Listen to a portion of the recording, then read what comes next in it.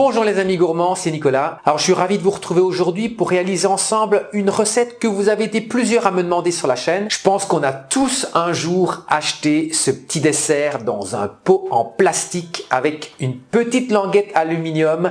Vous retournez le petit pot, vous tirez la languette aluminium, ce petit dessert descend dans l'assiette, le caramel qui coule dessus. Vous l'aurez compris, je vous propose aujourd'hui d'aller acheter en magasin le flan au caramel, celui que vous adorez tous, qui est vraiment le meilleur flan au caramel du monde. Non, sérieusement, en tant que bon pâtissier, c'est hors de question d'aller acheter ces machins industriels qui n'ont aucun goût.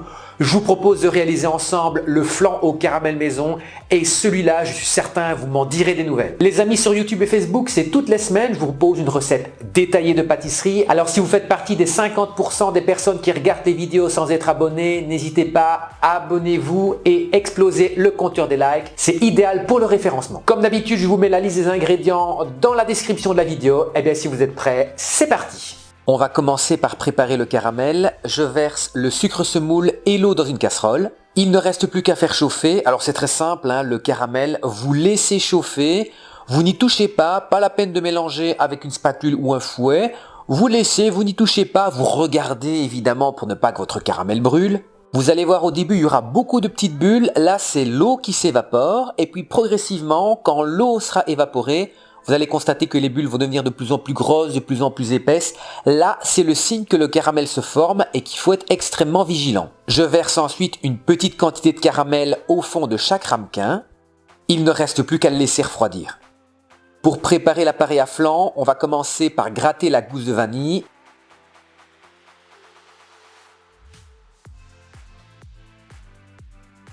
Je place les graines de vanille ainsi que la gousse dans le lait.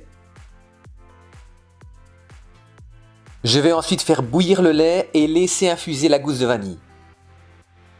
Dans un cul de poule, je place les œufs et le sucre semoule. Je vais fouetter énergiquement pour faire blanchir les œufs. Je retire la gousse de vanille, alors surtout il ne faut pas la jeter, on va la conserver, on la placera dans du sucre semoule, ça permettra tout simplement d'avoir du sucre vanillé. Je viens verser le lait chaud sur les œufs, je fouette énergiquement pour obtenir un appareil homogène. Je vous conseille de verser le lait en 2 fois. Alors attention, il ne doit pas être trop chaud. Vous le versez en 2 fois, ça facilitera l'incorporation. On va à présent verser l'appareil à flan dans les ramequins, vraiment jusqu'à ras du bord. On va cuire nos flans au bain-marie, ça permettra d'avoir une texture lisse. Sinon, vous risquez d'avoir un aspect nid d'abeille. Pour vous montrer la différence, je vais justement ne pas mettre de l'eau jusqu'en haut et on verra ainsi les petites bulles, je vous les montrerai après la cuisson. On enfourne à 120-130 degrés pendant environ 30 minutes. Le meilleur moyen de vérifier la cuisson, c'est de regarder votre flan. Votre flan, lorsqu'il est cuit, il ne doit plus trembler. Voilà, nos flans ont passé 2h30, 3h au réfrigérateur. Ils sont donc maintenant bien froids, bien fermes. On va pouvoir procéder au démoulage. Passez simplement la lame d'un couteau tout autour du ramequin, ça va détacher le flan. On me dit parfois, mais Nicolas, le caramel il va rester collé dans le fond. Eh bien non, parce qu'avec la cuisson, le caramel va fondre et donc il sera tout liquide après la cuisson. Il ne reste plus qu'à retourner le flan et à le démouler.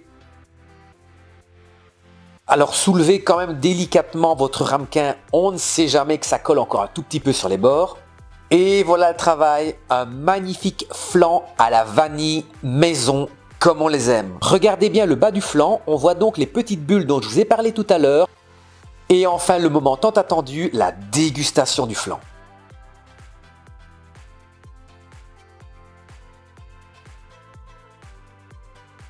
Et bien voilà les amis, à partir de maintenant, vous n'avez plus aucune excuse pour acheter vos flans caramel industriels dégueulasses. Vous êtes maintenant en mesure de réaliser vous-même votre propre flan caramel. N'hésitez pas à me dire en commentaire si vous aussi vous avez déjà acheté des flans au caramel industriel. Et franchement, il n'y a pas de gêne à ça. Et bien voilà, cette vidéo est déjà terminée. Si vous l'avez aimé, n'hésitez pas de nouveau à exploser le compteur des likes. J'attends également vos commentaires au bas de la description. Je vous fixe rendez-vous la semaine prochaine pour une nouvelle recette en vidéo. D'ici là, portez-vous bien.